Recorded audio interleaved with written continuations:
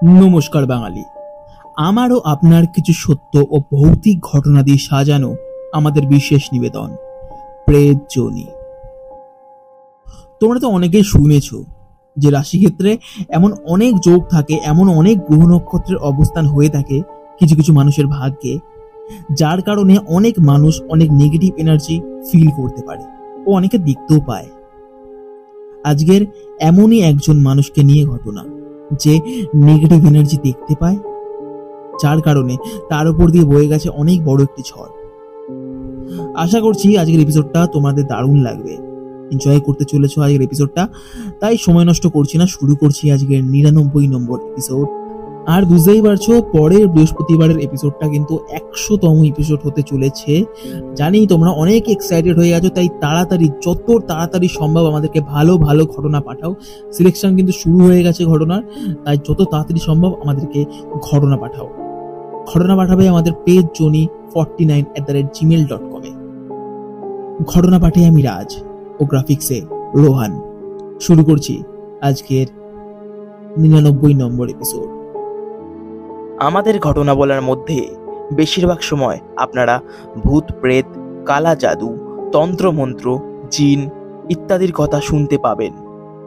আমাদের পরিবারের কোনো সদস্য অ্যানিমেস অথবা কুসংস্কারকে প্রশ্রয় দেয় না, তথা একজন গল্পপ্রেমী হিসেবেই ঘটনাগুলিকে শুনবেন।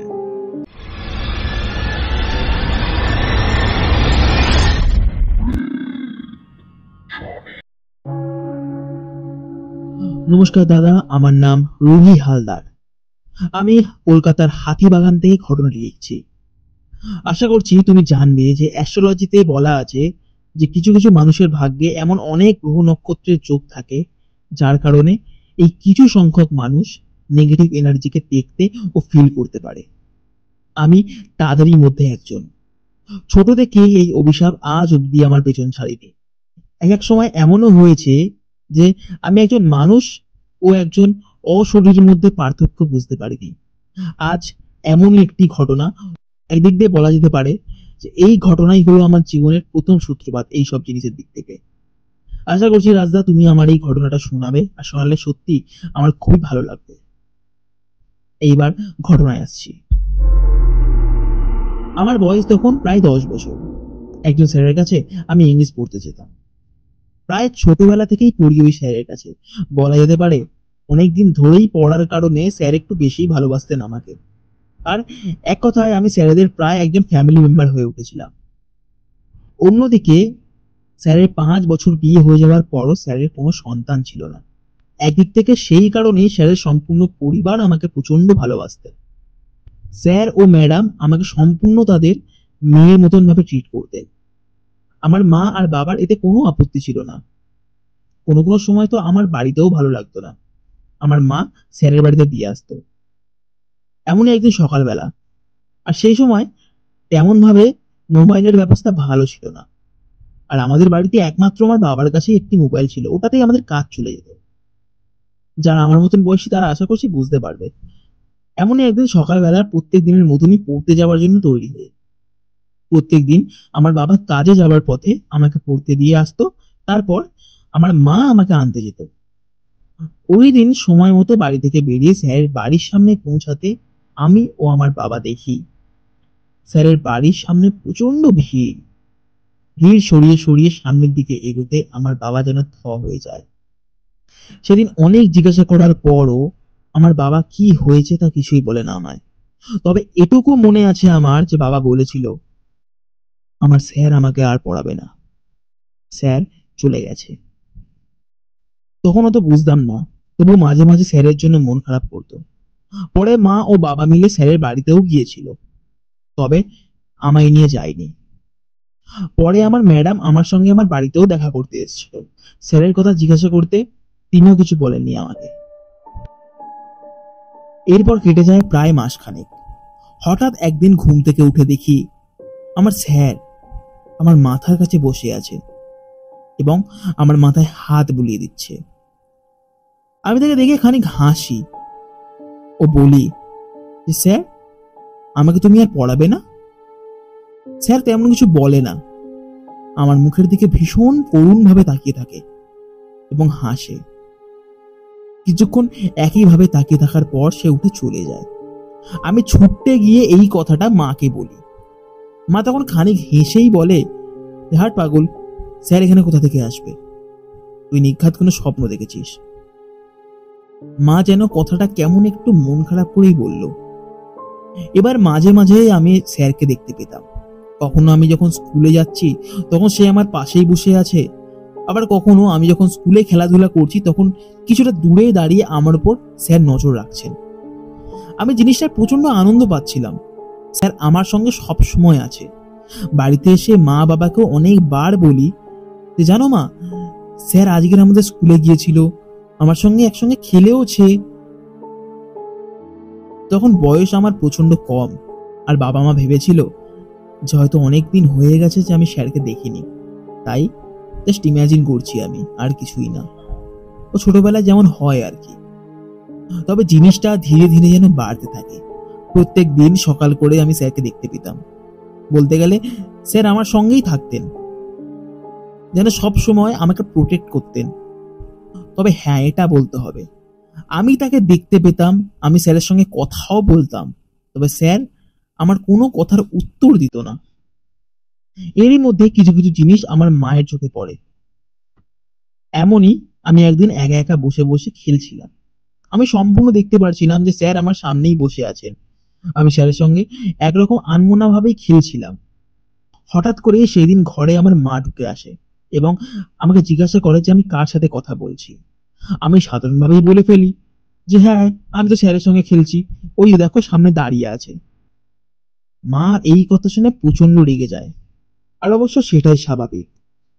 সামান্য ভেবেই দেখো না, তোমার 10 বছরের ছোট্ট মেয়ে এমনই হাওয়ার সঙ্গে কথা বলতে বলতে আনমনে খেলছে। মাঝে মাঝে সে যেন হাওয়ার সাথেই কথা বলছে। এটা দেখে কি তোমার মাথায় কোনো চিন্তাই আসবে না? স্বাভাবিকভাবে আমার মাও এই নিয়ে চিন্তায় পড়ে।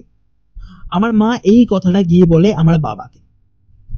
বাবার গানে কথাটা উঠতে বাবা এসে আমাকে খুব ভালোভাবে জিজ্ঞাসা করে যে আমি এরকম হাওয়ায় কেন কথা বলি, কার সাথে কথা বলি আমি। আমার উত্তর সেই একই, আমি স্যারের সাথে কথা বলি। স্যার আমার সঙ্গে খেলে, স্যার আমার সঙ্গে স্কুলে যায়, এই সব কথা বারবার করে বলতে থাকি আমি বাবাকে। বাবা প্রথমে আমাকে প্রচন্ড বকাবকি করে, তবে বাবার বকাবকিতেও আমি থামলাম না। স্যার আমাকে যতবার দেখা দিতেন আমি স্যারকে ততবার বাবা মার নামে নালিশ করলাম। এর ঠিক কিছুদিন পরই আমার বাবার সঙ্গে ঘটে একটি অদ্ভুত ঘটনা।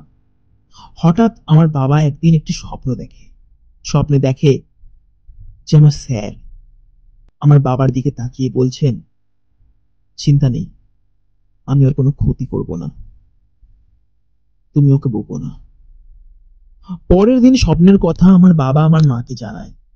বলে না, বাবা মায়ের মন যতই হোক, একটা অশরীরী এরম ভাবে তার মেয়ের আশেপাশে ঘুরে বেড়াচ্ছে, চিন্তা তো একটু হলেও হয়, তাই না? তাই ওই দিনই বাবা আমাকে একজন পুরোহিত মশাইয়ের কাছে নিয়ে যায়। সেখানে নিয়ে যেতে তিনিই বলেন যে আমার কুষ্টিতে গ্রহচক্রের এমন কিছু যোগ আছে যার কারণে আমি এমন কিছু কিছু জিনিস অনুভব ও দেখতে পাই। তবে আমার সঙ্গে যিনি আছেন তিনি আমার ক্ষতি করবেন না। তবু আমার বাবার অনেক অনুরোধে তিনি আমাকে ছাড়িয়ে দেন এবং একটি মাদুলি দেন। মাদুলি দিয়ে বলেছিলেন যে সেই মাদুলি আমাকে 1 মাস হাতে করে রাখতে হবে। ওই মাদুলি পরে থাকা অবস্থায় আমি আর কোনোদিনও স্যারকে দেখিনি। বাবা মাও স্যারের উপস্থিতি কোনোদিন অনুভব করতে পারেনি।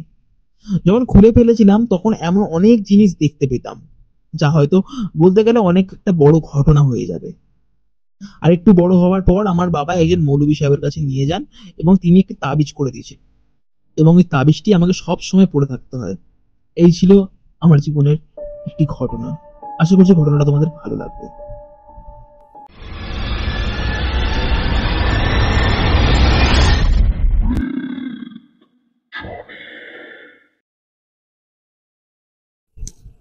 কেমন লাগলো আজকের ঘটনা? আশা করছি আজকের ঘটনা তোমাদের ভালো লেগেছে। ভালো লাগলে কিন্তু অবশ্যই একটি লাইক এবং একটি সাবস্ক্রাইব করতে কিন্তু কেউ ভুলো না।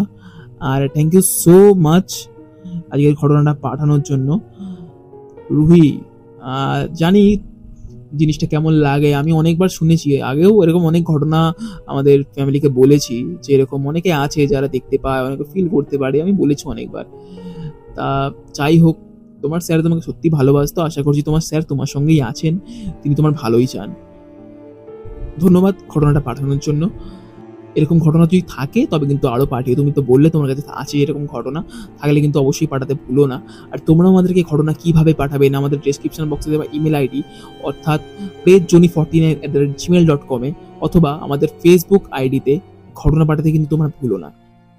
আমাদের 100তম এপিসোডের জন্য কিন্তু ঘটনা সিলেক্ট হতে শুরু করে দিয়েছে, তাই তোমরা যত তাড়াতাড়ি সম্ভব ঘটনা কিন্তু আমাদেরকে পাঠাতে শুরু করে দাও। আমাদের ঘটনা কিন্তু সিলেক্ট হয়ে আমরা শোনাতে পারি আমাদের 100তম এপিসোড স্পেশাল এপিসোডে। আমি ফিরছি পরের বৃহস্পতিবার 100তম এপিসোড নিয়ে। আজকের জন্য সকলকে শুভরাত্রি।